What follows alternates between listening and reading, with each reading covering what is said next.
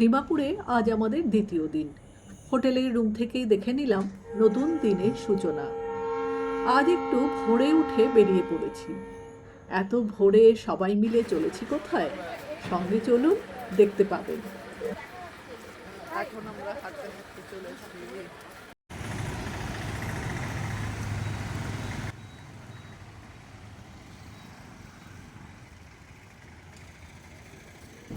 নাগাল্যান্ড প্রায় পুরোটাই পাহাড়ি অঞ্চল হলেও একমাত্র ডিমাপুর সমতলে অবস্থিত। এটা ডিমাপুরের টাউন হল। আর একটু এগোতেই আমরা পৌঁছে গেলাম ডিমাপুর সুপার মার্কেটের সামনে। সামনের ডিসপ্লে বোর্ডে দেখতে পাচ্ছি সমস্ত সবজি মাংসের দাম উল্লেখ করা রয়েছে।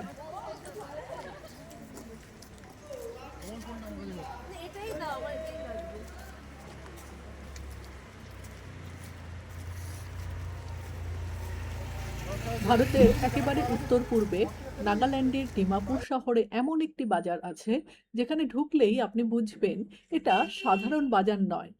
এখানে শুধু সবজি নয়, আছে এমন কিছু জিনিস যা হয়তো আপনি আগে কখনো দেখেননি। আজ আমি নিয়ে চলেছি সেই বাজারের ভেতর।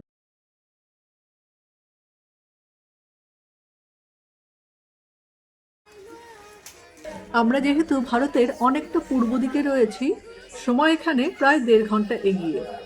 বাজার এখনো সেভাবে বসেনি। ঝাড়পোছ করে দোকান খোলার তোড়জোড়ে ব্যস্ত দোকানিরা।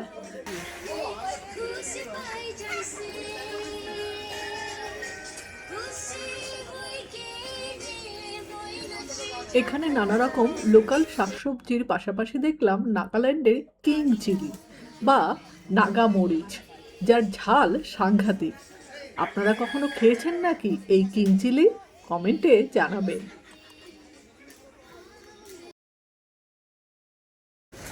এখন এসছি নাগাল্যান্ডের সুপার মার্কেটে, যেখানে দেখতে পাচ্ছি ব্যাং বিক্রি হচ্ছে, গঙ্গা ফড়িং শুকনো, পেছনে রয়েছে মুরগি, পায়রা।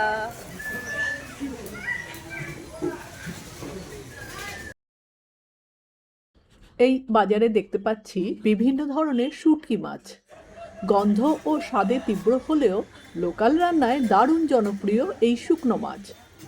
বম্বে ডাক বা লোটে শুটকি, ফলই মাছ, চাপিলা, বাটা, ফ্যাসা, শোল, প্রায় সব চেনা মাছেরই শুটকি রয়েছে এখানে।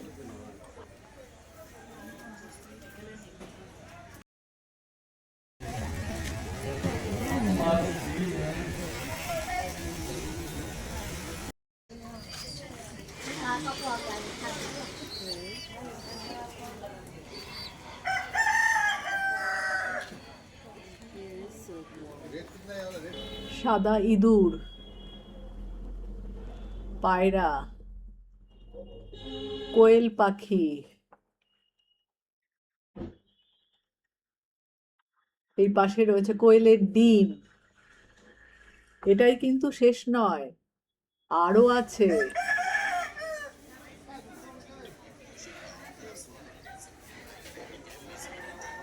এরকম নানা অদ্ভুত বিচিত্র দৃশ্য দেখতে হলে অবশ্যই ট্রাভেলার মিতা চ্যানেলটিকে সাবস্ক্রাইব করে রাখবেন।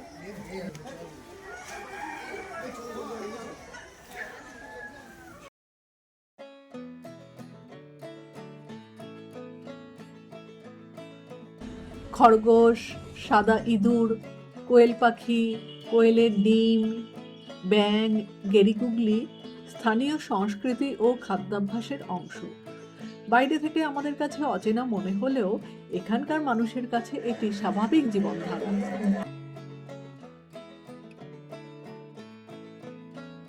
আরও একটা জিনিস দেখাই, এই যে প্যাকেটবন্দি রয়েছে আর নড়াচড়া করছে, বোঝা যাচ্ছে কি এগুলো? ব্যাঙ। সোনা ব্যাঙ বা কোলা ব্যাঙ বিক্রি হচ্ছে। ব্যাঙ ভাজা নাগাল্যান্ডবাসীর কাছে একটি প্রিয় স্ন্যাক্স।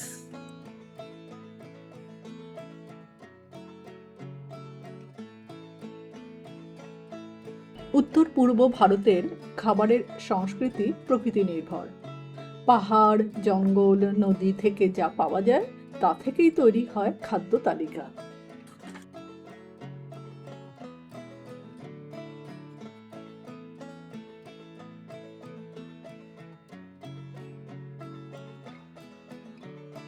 এগুলো হলো বাঁশের কাণ্ডের জল। বাম্বু শুটকে মানে বাঁশের কাণ্ডকে নানা পদ্ধতিতে জারিয়ে সংরক্ষিত করে রাখা হয় যাতে পরে রান্নায় ব্যবহার করা যায়। নাগাল্যান্ডের পাহাড়ে দেখা যায় প্রচুর বাঁশের জঙ্গল। এই বাম্বু শুটই এখানকার একটি প্রধান খাদ্য। এখানকার আরেকটি জনপ্রিয় আইটেম হলো গঙ্গা ফড়িং ভাজা। এই যে এখানে রাখা রয়েছে গঙ্গা ফড়িং শুকনো অবস্থায়। এখানে এমন কিছু জিনিস রয়েছে যেগুলো আমরা অধিকাংশই চিনি না। এই যেমন এটি দেখে তো মনে হচ্ছে মৌচাক ভাঙা। বাজার ঘুরতে ঘুরতে এমন কিছু দৃশ্য চোখে পড়ল যা আমার কাছে একেবারেই অচেনা ঠেকল। এখানে কিছু প্রাণী বিক্রির জন্য রাখা আছে যা স্থানীয় খাদ্য সংস্কৃতির অংশ। প্রথমে একটু অবাক লাগলেও ভেবে দেখলাম ভারতের প্রতিটি অঞ্চলের নিজস্ব জীবনধারা আছে। আমরা যেমন ইলিশ চিংড়ি খাই, অন্য কারো কাছে সেটাও অদ্ভুত হতে পারে। খাবার অনেকটাই সংস্কৃতি নির্ভর।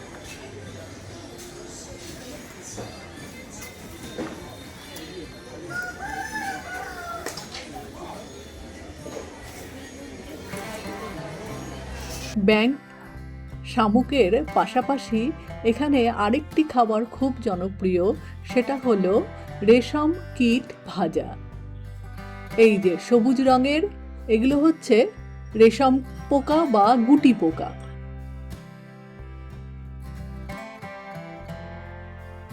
ভ্রমণ আমাদের শুধু নতুন জায়গা দেখায় না, দৃষ্টিভঙ্গিরও বদল ঘটায়।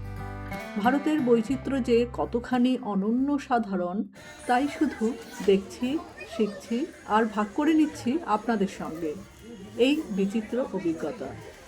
আজকের ভিডিও কেমন লাগলো জানাতে ভুলবেন না। ভারতের নানা বৈচিত্র্য দেখতে ট্রাভেল অ্যান্ড মিতা চ্যানেলটিকে সাবস্ক্রাইব করে রাখবেন। আবার দেখা হবে নতুন ভিডিওতে। নাগাল্যান্ডের পরবর্তী পর্ব নিয়ে হাজির হব খুব শিগগিরই। আজকের মতো এইটুকুই, ধন্যবাদ।